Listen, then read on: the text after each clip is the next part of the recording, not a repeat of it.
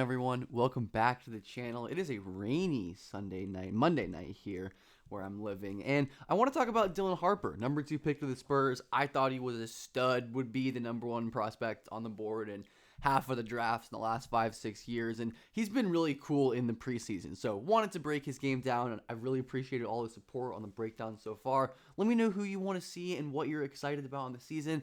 Likes, comments, subscribes, all that good stuff, so important. Here we're going to get Harper not playing off of 2 feet like he's capable of. Come on, Dylan.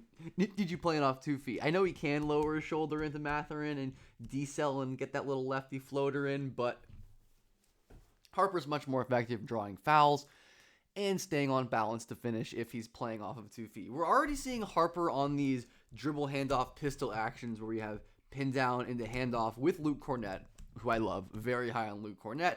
Harper's not as good going this way as a passer, right? He has a window maybe here if he passes it a bit earlier up to Kornet, but he doesn't use his right hand, and Jay Huff ends up making a great play. By the way, Pacers legend Jay Huff, I am excited for that signing. He makes a good pass here early in the pick and roll to Kornet, who I think Kornet is in for an enormous season with Wemby as a double big guy and even without Wemby. Good job by Harper generally in these first games, handling pressure, just seems generally comfortable, and this was arguably Harper's best skill as a prospect, in my opinion, was his handle, his composure, his poise under pressure, so no surprise that we're seeing him do well against that so far in the preseason, even if there are gaffes. And here's some really great timing on a beautiful Luke Kornet finish again, but we see Harper throw the ball out into this space here, goes and chases it, gets Campaign way behind the play. It's a 2-on-1. Huff steps up. That's an easy pocket pass into Kornet, who makes the great finish. I'm telling you about Luke Kornet. Buy Luke Kornet stock. Dylan Harper here dribbling right past Campaign, hangs in the air and fouls. Really impressive explosiveness off of 1 foot here. This was a concern some people had with Harper. Definitely there's some of it. He's not like an S-tier explosive twitch athlete, but he uses his strength there to hang in the air, draw the foul, and score against Talon Peter, who is awesome, by the way. The Pacers may have found another gem right there, but really slick change of direction here from Harper here. He sees Talon Peter stopping on a dime, drills back into the space. It's a shame that the spacing is bad and Nembhard's sitting there. But Harper, again, reading the floor, looks on the weak side, finds Castle, who hits a 3. Big shot for him right there. Harper has incredible vision, especially when he can stand still and use his height to read the floor, and that's something he's going to be great at. I think Harper was a very underrated off-ball prospect, and we're going to see that a lot throughout this video. Good, decisive closeout attack on Mathurin. Doesn't wait at all, immediately attacks into his chest, and I'm not sure if he draws a foul there or if it's just a goaltending for Isaiah Jackson. But still, regardless of the result, a good, quick, decisive drive by Dylan Harper. And he is a really, really special driving prospect. We talked about this throughout the draft cycle, and we're seeing plenty of that. And I'm liking a lot of the ways they're using him as an off-ball driver. The righty floater, that is ambitious. Not a shot that I've seen Dylan Harper take or make a ton. It's a tough one unless your name's like Darren Peterson to be hitting these offhand floaters. But here's the play that you've probably seen on Twitter. Let's just watch it. Clock winding down. And this is what you have Dylan Harper, right? Late clock, end of half situations, just can make stuff happen, especially with the ball screen. This is not great defense by Mathurin and Isaiah Jackson, to be fair, but I love how Harper can take a hard step to this outside before quickly like pivoting his hips and twisting them around back to the inside. And look at his hip. It's aligned to the basket, and Isaiah Jackson's are this way, all out of sorts. He has no chance. And again, elevation off of 2 feet. Like we said, this is what happens. Good things happen when we play off of 2 feet. I need to remind myself of this in my rec league basketball games, as Dylan Harper is showing us his ability to. Beautiful play right here. Again, attacking off the catch. Just a basic little dribble handoff to get a quick little advantage.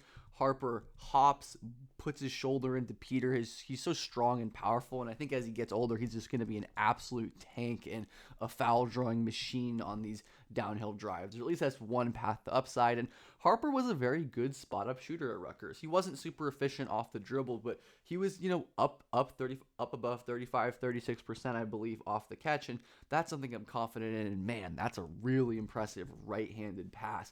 We see Harper blowing by on this little like double drag pick and roll action right here, gets downhill, and this is his right hand right here. So of course it's the ability to create paint touches. That's maybe Harper's most valuable overall skill. And then the great right-handed pass out to Keldon Johnson. Definitely going to be monitoring his offhand usage. He did definitely pass with his right hand. And by the way, oh my goodness, what a rotation there by Dylan Harper. This is an offense video, but my goodness, I think he's going to be totally fine on defense. He didn't have like great defensive numbers or anything in college, but he has good physical tools. I think he tries hard enough. He's smart. He's going to be totally fine. I am not particularly worried. I would like to see him pulling these threes against under coverage. That was a question, right? How good of an off-dribble shooter is Harper going to be?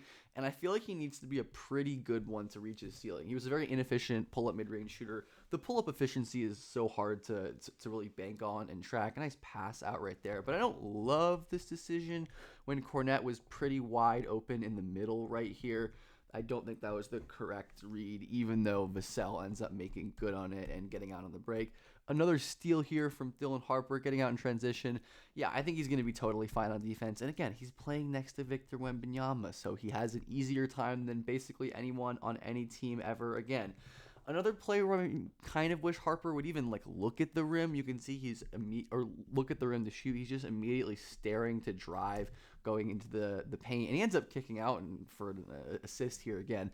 But I'm not so crazy about the off-ball process on all of these. It's definitely going to be a learning experience coming from being the only real creator, or one of two real talented players on a team, to playing within a much better Spurs team. And I wish he would just be more physical at times and not rely as much on his craft and his footwork, because he has great craft and footwork and he can step through and around, but like just go through Cameron Payne, man. Like you're pretty explosive, you're strong, you're tall. I really do think that's going to be another ceiling raiser for Harper. And oh my goodness, he's not going to score here, but Peter was bothering him. Great job separating, and man, the beautiful slow down right here. He decells so smoothly. It's like a wide receiver, like just changing directions with the ball. He doesn't take like an exaggerated hard step. It's just a smooth decel, gets wide open at the elbow. That's something I think Harper's going to be able to access against NBA quality defenders. And now on to his first game against the Utah Jazz, going in reverse chronological order. Great cut. I think Harper's off-ball game, again, he was a great cutter at Rutgers on these design plays, and because he's a big target, he's physical when he wants to be, he can play off 2 feet, he can draw fouls and do all that good stuff. So I really do like that we've seen some Spurs using him as a cutter. And again, nice confident corner catch and shoot right here. The shot doesn't go in, but I like seeing Harper being confident on these shots. So definitely a mixed bag, I think, in terms of the shooting tape. And the passing tape, man, for the most part, though, extremely good and promising. Just a preseason botched coverage right here, but great late read. Harper draws 1, 2, 3 defenders before lobbing it up to Kornet.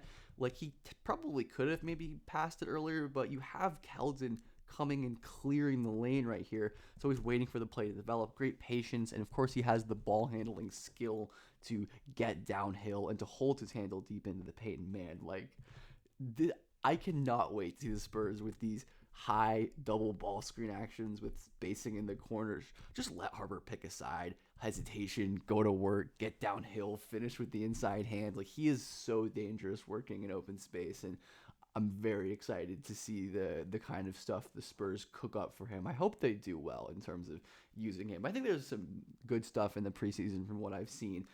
I've liked some of the sets and some of the actions. And again, just really good, decisive off-ball attacking. And that's a beautiful pull-up to make, where that's what we're looking at, right? Like, how much is he hitting these pull-up shots? But he's looking confident, right? Clayton closes out hard. Harper drives baseline. Great footwork, stepping back right there. He's just a natural scorer, natural creator. And I think that's going to serve Harper well, even in like a scaled down off-ball role. And that was one of the reasons I was so high on Harper. Beyond his awesome creation, great playmaking, like ability to play point guard, of course, I think he's going to be perfectly good and fine as like a wing at times, right? Because he's 6'5", he's gigantic, he's strong, he's skilled. I'm a believer in his defense. And we've seen flashes of all of that. We're going to get a nice corner 3 for Dylan Harper right there in front of the Jazz bench. I'm curious to see how Harper's shooting is this year. I would imagine it's probably similar to last year.